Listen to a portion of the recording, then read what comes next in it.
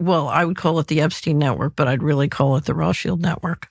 So big picture, the takeaway from my perspective from the Epstein, a cursory reading of 2 million pages, is that there's a government or a governance structure above governments. So I would say that there are investment networks. And if you look at what Epstein, if you come to Solaria, we have a commentary up called, "Was Jeffrey Epstein the father of programmable money?" Which I believe, the answer is yes, or certainly one of them. And if you read, we're pointing to a Substack series written by a guy who writes anonymously under the name ESC, as in escape, ESC. And it's a marvelous thing, very well documented back to the Epstein files that we've now received, describing how Epstein, who I believe was laundering money, was allocating that money to all these different projects that helped develop crypto and programmable money.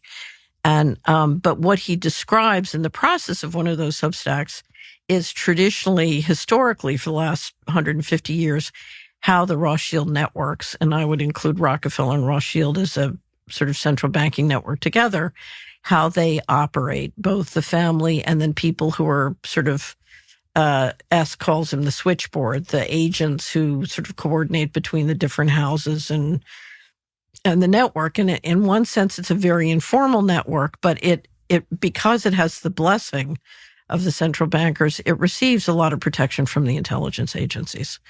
And, it's a networking function. And he does a very good job of describing how it operates as a functional matter.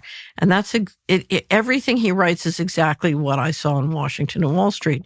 You have a layer of equity pools in and around the central banks that are engaged in trying to build forward in a variety of ways and position money and manage risk.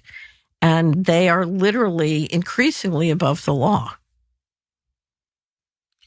And they don't seem directly tied to any particular country. They're sort of above countries.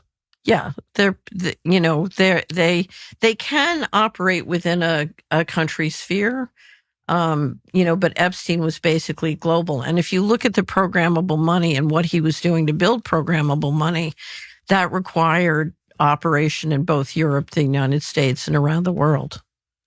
Can I just ask you a question that occurs? So China's economy is now bigger than the United States.